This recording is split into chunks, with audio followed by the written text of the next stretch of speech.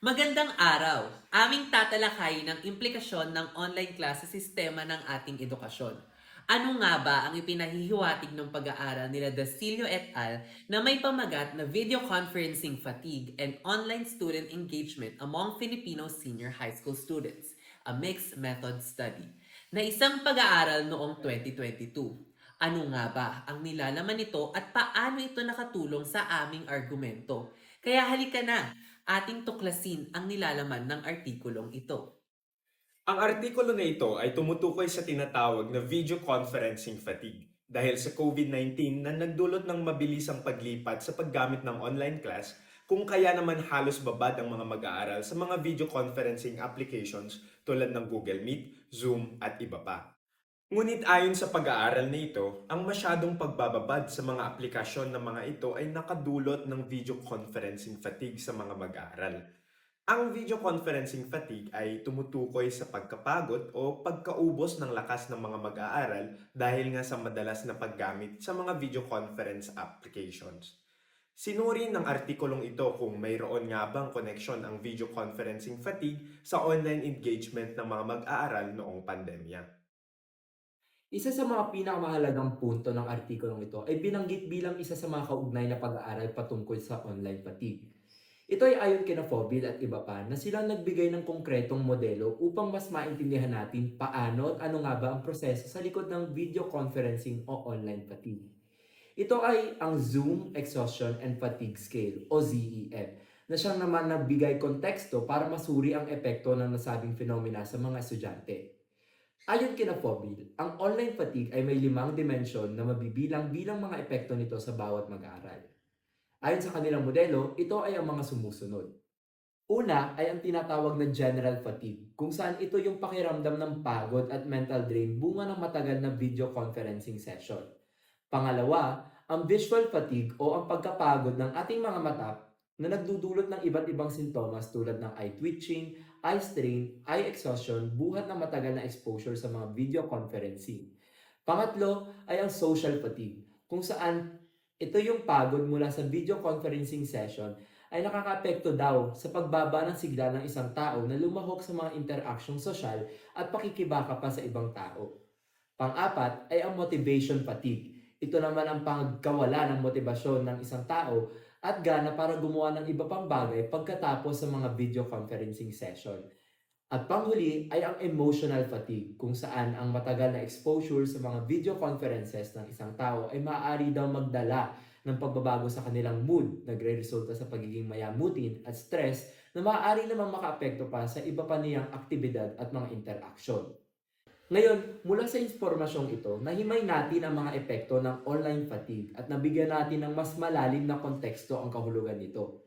Bagay na mahalaga upang magamit natin ito sa isang malakas na argumentong patungkol sa hindi pagsang-ayon sa pagsali ng mga klase sa full online class. Base rin sa isang sumagot ay video conferencing has also made me want to be much more isolated compared to a face-to-face setup. And I'd rather sleep after class than talk to other people. Dito natin matutunghayan na ang kalusugan ng mga estudyante sa kalusugang pangkaisipan at sa pisikal ay lubos na naaapektuhan at mas nakakaapekto sa kanilang pagkatuto. Natuklasan sa artikulo na ang labis na paggamit ng mga video conferencing application ay nakadulot ng video conferencing fatigue na siyang kaparehang resulta sa mga pag-aaral ni Odicado et al. Noong 2021. Napagtibay din sa artikulo na ito na ang video conferencing fatigue ay diretsong nakakonekta sa karanasan ng mga tumutugon bilang isang mag-aaral sa isang online class.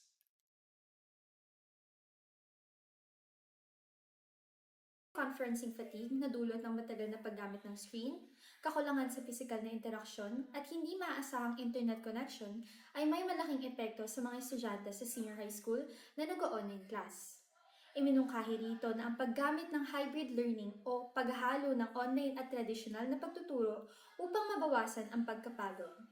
Dapat rin daw na pagtuunan ng pansin ang mga pagpapabuti ng mga gadgets at internet access, pati na rin ang paggamit ng mga interaktibong aplikasyon tulad ng mga edukasyonal na laro at mga kolaboratibong gawain upang mapanatili ang interes ng mga mag-aaral.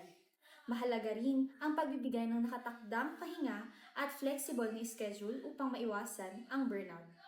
Nabanggit din ang pagsasanay para sa mga guro patungkol sa mental health support at paggamit ng mga dinamikong estratehiya ay mahalaga rin upang makabuo ng mas epektibo, inklusibo at suportadong online learning environment na nagtataguyod sa kapakanan at tagumpay ng mga mag-aaral. Para sa akin, ang pag-aaral na ito ay isa sa mga patunay kung gaano nagbago ang sistema ng edukasyon dulot ng COVID-19 pandemic. Sinasalamin ng pag-aaral na ito ang saloobin at nararamdaman nila. May rerekomenda ko ang pananaliksik na ito sapagkat sa kanilang conclusion, kanilang sinabi na ang resulta ng kanilang pananaliksik ay maaaring maging isang batayan upang pagyamanin ang sistema ng edukasyon dito sa ating bansang Pilipinas. Kanila ang binigyang pansin ang kalusugan ng mga mag-aaral na maaaring hindi nabigyang pansin noong pandemic. Kung tayo man ay babalik sa online class, lalo lamang nating ipagpapatuloy ang mga problema na nakahalap sa pananaliksik na ito. Ang sanggunian na ito mula sa pag-aaral ni Chen at iba pa ay nagsisilbing ika nga parang diksyonaryo upang mas maintindihan ng aming mga mambabasa ano nga ba ang online fatigue at bakit ito mahalagang pag-usapan sa kontekstong ito. Mula sa mga datos at iba pang mga pag-aaral na ipinipresenta ng mga mananaliksik, hindi lamang magkakaroon ng access ang aming mga mambabasa sa iisang definisyon nito, ngunit magkakaroon din sila ng access sa iba't iba pang mga perspektibo at iba't iba pang mga pag-aaral patungkol sa konteksto nito. Katulad na lamang mula sa mga pag-aaral ni Faubil at iba pa, na siyang nagbigay ng konkretong definisyon sa mga dimensyon na naapektuhan ng online fatigue na maaaring maranasan ng isang mag-aaral. Ang sanggunian na ito ay may tuturing na compilation ng iba't iba pang mayayaman na impormasyon at kaugnay na pag-aaral na nagbibigay ng lalim sa aming paksa at bakit ito mahalagang pag-usapan lalo na sa usapin ng online class. Kung babasahin mabuti ang kabuuan ng aming artikulo, mapapansin na bigyang toon dito ang maaaring epekto nito mismo sa mga mag-aaral, lalo na sa kanilang emosyonal at kalusugang pangkaisipan.